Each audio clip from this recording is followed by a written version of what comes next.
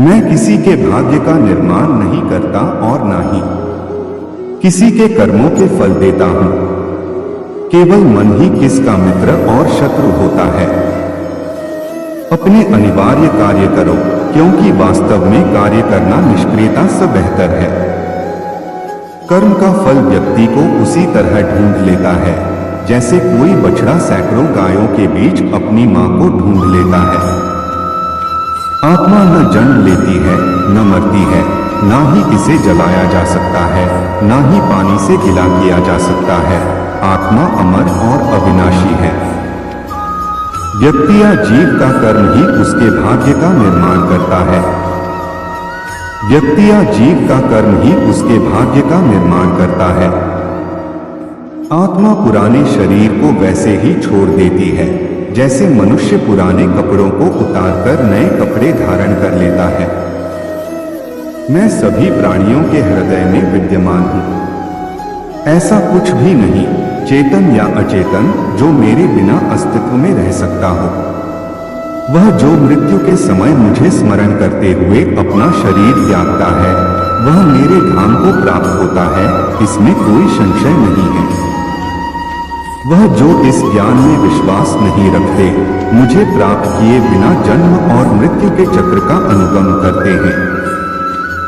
कोशिश की जाए तो अपने अशांत मन को आसानी से नियंत्रित किया जा सकता है। इंसान नहीं, उसका मन किसी का दोस्त या दुश्मन होता है। इस संसार में कुछ भी स्थायी नहीं है। मन शरीर का हिस्सा है। सुख दुख का एहसास करना आत्मा का नहीं, शरीर का काम है। आत्मा पुराने शरीर को वैसे ही छोड़ देती है जैसे मनुष्य पुराने कपड़ों को उतारकर नए कपड़े धारण कर लेता है। मान अपमान, लाभ हानि, खुश हो जाना या दुखी हो जाना, यह सब मन की शरारत है। वर्तमान परिस्थिति में जो तुम्हारा कर्तव्य है वही तुम्हारा धर्म है। मैं ऊष्मा देता हूँ, मैं वर्षा करता हूँ और रोकता भी हूँ, मैं अमर्त्य भी हूँ और मृत्यु भी। जो किसी दूसरों पर शक करता है उसे किसी भी जगह पर खुशी नहीं मिल सकती। अपने जरूरी कार्य करना बाकी गलत कार्य करने से बेहतर है। कर्म न करने से बेहतर है कैसा भी कर्म करना। आपका निराश ना होना ही परम सुख होता है। क्रोध मूर्खता को जन्म देता है। अफवाह से अकल का नाश और अकल से नाश से इंसान का नाश होता है। किसी भी काम में आपकी योग्यता को योग कहते हैं। मेरे भी कई जन्म हो चुके हैं, तुम्हारे भी कई जन्म हो चुके हैं। ना तो यह मेरा आखिरी जन्म है और ना यह तुम्हारा आखिरी जन्म है। हे अर्जुन, अगर तुम अपना कल्याण चाहते हो तो सभी उपदेशों, सभी धर्मों को छोड़कर मेरी शरण में आ जाओ, मैं तुम्हें मुक्ति प्रदान करूंगा।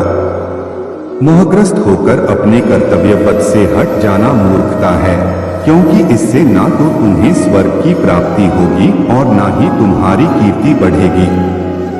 धर्म युद्ध में कोई भी व्यक्ति निष्पक्ष नहीं रह सकता है।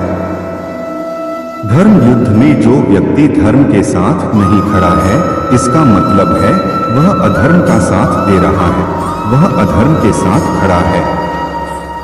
भगवान प्रत्येक वस्तु में, प्रत्येक जीव में मौजूद हैं।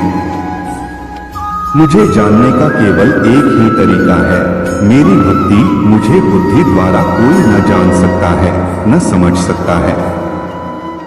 मैं सभी प्राणियों को जानता हूँ, सभी के भूत, भविष्य और वर्तमान को जानता हूँ, लेकिन मुझे कोई नहीं जानता है। जो मुझे जिस रूप में पूजता है, मैं उसी रूप में उसे उसकी पूजा का फल देता हूँ। जन्म लेने वाले व्यक्ति की मृत्यु निश्चित है और मरने वाले व्यक्ति का फिर से जन्म लेना निश्चित है। मैं ही इस सृष्टि की रचना करता हूँ, मैं ही इसका पालन पोषण करता हूँ और मैं ही इस सृष्टि का विनाश करता हूँ। भगवान सभी लोगों मन में बसते हैं और अपनी माया से उनके मन को जैसा चाहे वैसा घड़े की तरह करते हैं। सही मायने में चोर वो हैं जो अपने हिस्से का काम किए बिना भोजन करता। कर्म किए जाओ, फल की चिंता मत करो। मन बहुत चंचल है, जो इंसान के दिल में उथल पुथल कर देता है।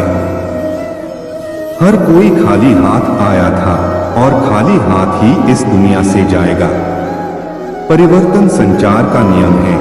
कल जो किसी और का था आज वो तुम्हारा है, कल वो किसी और का होगा।